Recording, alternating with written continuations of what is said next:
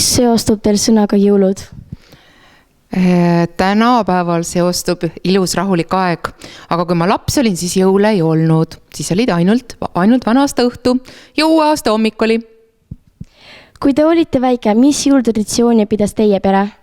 Kahjuks oli siis nõukogude aeg ja jõule ei tohtinud peret pidada, aga küll tähistati minu kodus vana-aasta õhtut ja siis käis meil näärivana, nii nagu tol ajal see kombeks oli.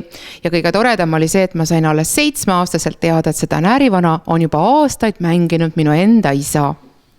Kas nad erinevad teie tänapäeva traditsioonidest? Kui jah, siis millega?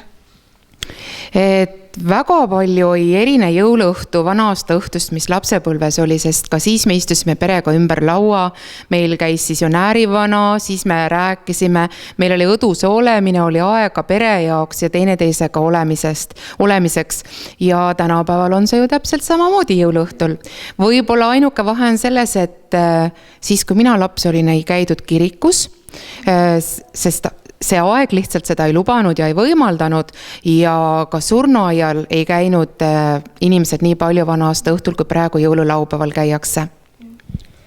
Kui te olite 10-aastane, mis jõulu ehk siis nääri osa teile kõige rohkem meeldis? Nääri õhtust? No iga lapse unistus on ikka kingitused ja näärivana. Mis sest, et ma teadsin, et see näärivana on minu isa. Aga samas mul on 3 aastat vanem tädipoeg, kes ei teadnud seda, et seda mängib minu isa. Ja me kõik kogu perega pidime mängima kaasa ja tegema suure õhinaga seda mängu ja see oli väga põnev. Mis kingitus, mille te väiksena saite kõige paremini meelde jäi?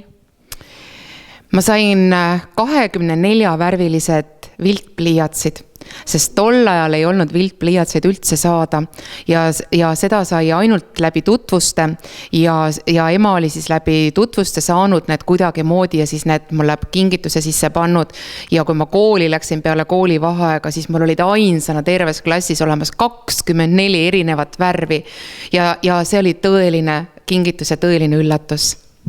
Mis kingitus kõige rohkem tahtsite ja kas te saite selle? Võib-olla see nõukogude aja laps ei osanudki väga midagi tahta, sest tegelikult ei olnud ju kaupa poeriiulitel ja ei osanudki nii palju soovida, kui soovib tänapäeva laps ja iga väiksemgi kingitus tegelikult tegi väga õnnelikuks. Okei, suur aitäh teile! Palun!